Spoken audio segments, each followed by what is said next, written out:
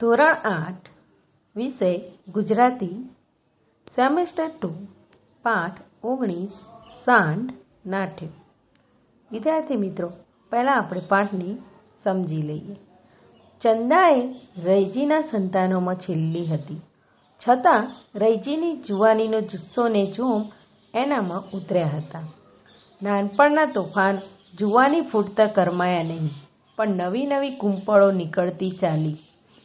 ભમર ચડાવેલો ગુમાની ચહેરો, અભિમાની ફૂલેલું નાક, રૂવાબમાં પીસેલા હોઠ, અકળાટમાં ઊંચી રહેલી ડોક, હાથ વીંઝતા ખડકની પેઠે અણનમ રહેતા ખભા, ફલાંગો ભરી ચાલતા છટાક છટાક થતો તેનો ઘાઘરો ને એ સર્વમાં રાતા રંગની ઓઢણીમાં શોભતો એનો ઘઉંવર્ણો દેહ, દરેકના હૃદય સોંસરવો નીકળી જતો. ચંદાને પરણવાના કોડ નાતના જવાનિયામાં ઘણા ગણાને હતા, પણ એક વિચિત્ર અને માન્યામાં ન આવે તેવો પ્રસંગ બની ગયો. ત્યારથી ચંદાનો લંબાવેલો હાથ કોઈ પકડવાની હામ જ ભીડતું નહીં. એક તોફાની મદમદ સાંડ રખડતો રખડતો ગામમાં આવી પહોંચ્યો. એને જોઈને સીમાડામાં જતા ઢોર પાછા ફરતા નહીં, પણ જીવ લઈને નાસતા. સીમમાં જતા લોકો પણ એ રસ્તે ન જતા. અડફેટે જતા સાંઢનો કેર વધતો ગયો. સીમનો પોખ ભેલાડે, પણ કોઈનાથી ચૂકે ચા ન થાય. આનો ઉપાય કરવા એક વખત લોકો ભેગા થયા. એક વખતે જો પગે ડહકલો નાખીએ તો પછી આપણે છીએ અને એ છે, ત્યારે તો બકરી બની જાય. અત્યારે તીર નથી અડતા, પણ પછી કોઢીના ઘા પડશે ત્યારે ખબર પડશે. સરસ ઉજાણી થાય. આટલા દુઃખ ભોગ્યા પછી ઓછા આપણે છોડવાના છીએ. પણ ડહકલો નાખવા કોણ જાશે? બધા એકબીજા સામે ટાંકી રહ્યા. દૂર રહી વાત સાંભળતી ચંદા નિશાળમાં ભણતી ત્યારે તેના માસ્તરે કહેલી વાત સાંભળી આવી. તે બોલી, તમારા જેવા ઉંદરો એક વખત ભેગા થયા હતા બિલાડીના દુઃખનો ઉપાય કરવા. એક ડાહ્યા ઉંદરે રસ્તો કાઢ્યો કે બિલાડીના કોટે ઘંટ બાંધ્યો હોય તો તે આવી પહોંચે એની ખબર પડે અને બધા દરમાં સંતાઈ જાય. એ વાત વધાવી લેતા બધા ઉંદરો એક સાથે બોલી ઉઠ્યા, હા હા, એ સારો ઘાટ છે. પણ બિલાડીને ઘંટ બાંધવા કોણ જાય? તેમાં સાંઢને અહીં ડહકલો નાખવાય કોણ જાય? એ પૂંછડાવાળા ઉંદરને તમે વગર પૂંછડાના. કટાક્ષ કરી ચંદાએ બધાની હાંસી કરતું હાસ્ય કર્યું.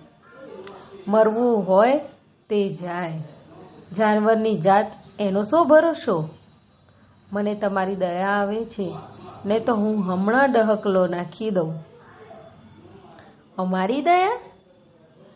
તમારી નહીં, પણ તમારી આ મૂછોની ને એક વખત મૂછો મુંડાઓ એની શરત સાંભળી બધા વિચારમાં પડ્યા ને કંઈક વિચાર કર્યો.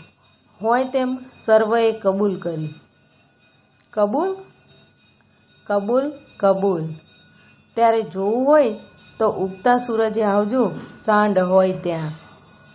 આમ બોલી ચંદા એની હંમેશની સટાથી પાણીના રેલાની માફક ચાલી ગઈ ને પાણી જતાં ભીનાશ રહે તેમ ધૂળમાં પડેલા એના પગલાં રહ્યા.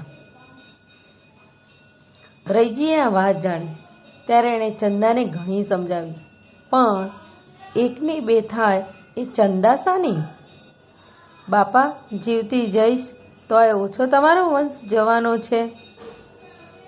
એ છેલ્લું વાક્ય બોલી તેણે પિતા સાથે દલીલ ન કરી, ન તો પોતાનો વિચાર ફેરવ્યો. સૂર્યનારાયણે ઊંઘ ખંખેરી આંખ ઉઘાડી અને ખોલેલી આંખમાંથી તેજના પુંજ પૂર્વમાં છંટાયા ત્યારે નવો ચણિયો, ઓઢણી અને કાપડું પહેરી હાથમાં ડહકલો લઈ ચંદા વચન પાળવા નીકળી પડી હતી. એનું પરાક્રમ નિરખવા સૂર્ય ઉતાવળે ઊંચે ચઢી રહ્યો હતો. સારું એ ગામ કુતૂહલ વૃત્તિથી જોવા ઉમટ્યું હતું. નિરાશ થયેલો રૈજી છેવટે પુત્રીના રક્ષણ માટે ભાલોડા લઈ નીકળ્યો. પોતાને અજીત માનતો આખલો રેલવેના રસ્તા આગળ આખી રાત હરાયો માલ ચરી લાંબા પગ કરી પડ્યો હતો. ગુમાન તો બંનેને હતું, આખલાને એના બળનું અને ચંદાને એની જુવાનીનું. ચંદાએ આખલાને દૂરથી જોયો, પણ એની ગતિમાં કંઈ મંદતા ન આવી. પ્રેક્ષક તરીકે લોકો દૂરથી જોતા હતા ને ગુમાનની સાથે એનો જીવ ન જાય માટે કેટલાકના હાથમાં કામઠા ઉપર તીર પલાણેલા અશ્વની માફક તૈયાર હતા. ચંદાએ ખેંચતા ફાવે તેમ છરો કમરમાં ખોસ્યો હતો. હાથમાં ડહકલો સોટી પેટે ઝુલાવતી તે નજીક જતી હતી. બળના અભિમાનમાં મસ્ત વૃષભરાજ દ્રષ્ટિ ઊંચી કરી ચંદાને આવતી જોઈ રહ્યો.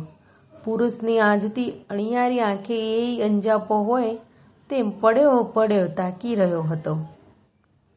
ચંદાએ તેની આંખમાં આંખ પરોવી ત્રાટક રચ્યું. દૂરથી જ મનુષ્ય કે પશુને જોઈ પાછળ પડતો આખલો હજી ઊંચી ડોક કરી એના ભણી તાકી રહ્યો હતો. એને સ્ત્રી ક્ષુલ્લક લાગતી હતી કે એના સૌંદર્યથી અંજાઈ ગયો હતો. ગમે તેમ પણ આજે એની પ્રકૃતિમાં પરિવર્તન થયું હતું. એક રાસવા સેટું રહ્યું ને ત્વરિત પગલાં ઉપાડતી ચંદાના પગ થંભી ગયા. બ્રેક વાગતા મોટર થમે તેમ દૂર દૂરથી જતા લોકોના ટોળામાં ગણગણાટ થઈ રહ્યો. આખરે બી ગઈ. એ તો મોંએ બોલે એટલું જ, બધા હતા એટલે ગુમાનમાં ને ગુમાનમાં ત્યાં સુધી ગઈ. એની વિકરાળ આંખ જોઈ ભલભલાના હાંજા ગગડી જાય તો એનું શું ગજવું. રૈજીનો જીવ પડીકે બંધાયો હતો. જેમ અર્જુન લક્ષ્ય પક્ષીનું માથું જ દેખતો હોય તેમ એની નજર ચંદા અને આખલા પર હતી. ચંદા ઊભી હતી, પણ છટા એની એ જ. યમરાજા મરણ પથારી પર સૂતેલા પ્રાણીઓનો આત્મા આંખમાંથી ખેંચે તેમ ત્રાટક રચી પોતાની દ્રષ્ટિને દોરી બનાવી પડેલા આખલાના નેત્રમાંથી તે તેની શક્તિ ખેંચતા હતા. તેનું સૌંદર્ય પીતો હોય તેમ આખલો સર્વ અવયવોનું ચેતન નેત્રમાં તાકી રહ્યો હતો. સંપૂર્ણ શક્તિ ખેંચાઈ રહી માની ચંદાએ આગળ ડગ દીધું. સ્પર્શ વાંચતો આખલો દયામણે ચહેરે તાકી રહ્યો. એક બે ને ત્રીજે ડગલે તેની પાસે પહોંચી ગઈ ને નીચે નમી તેના ઉપર હાથ ફેરવવા લાગી. આ સલંગ મારી હમણો ઉઠ્યો એમ માનતા દરેકના હૈયા ઘડીભર થંભી ગયા.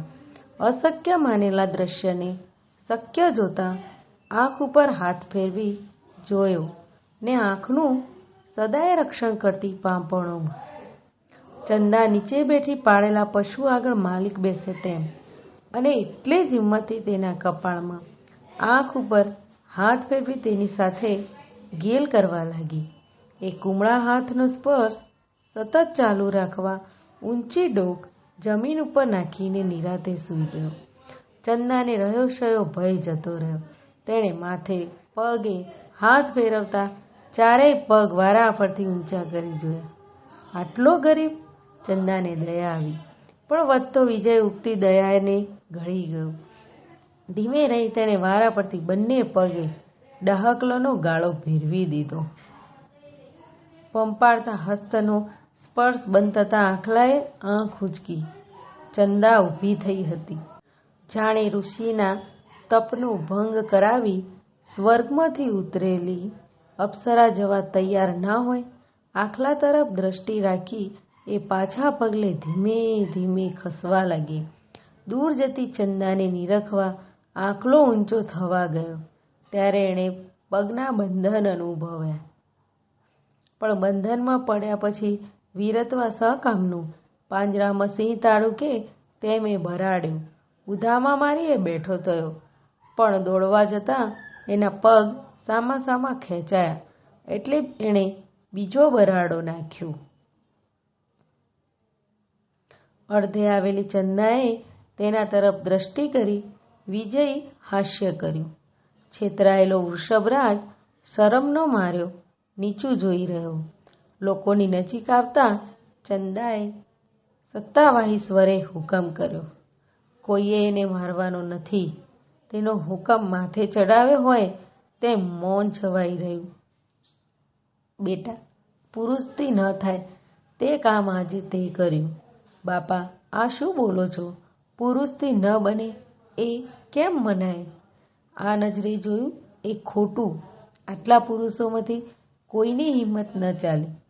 તમે પુરુષ દેખાતા હોવ તો હું તો કોઈને પુરુષ દેખાતી નથી. એનો કટાક્ષ સાંભળી દરેકને ભોંયમાં બેસી જવાનું મન થયું, પણ આ કટાક્ષ ફરીથી એણે કોઈ વખત ઉચ્ચાર્યો નહીં. ફરતા ગામડામાં એ વાત જોતજોતામાં પ્રસરી ગઈ ને તેમની નાતમાં તો એ રામાયણ મહાભારતની કથા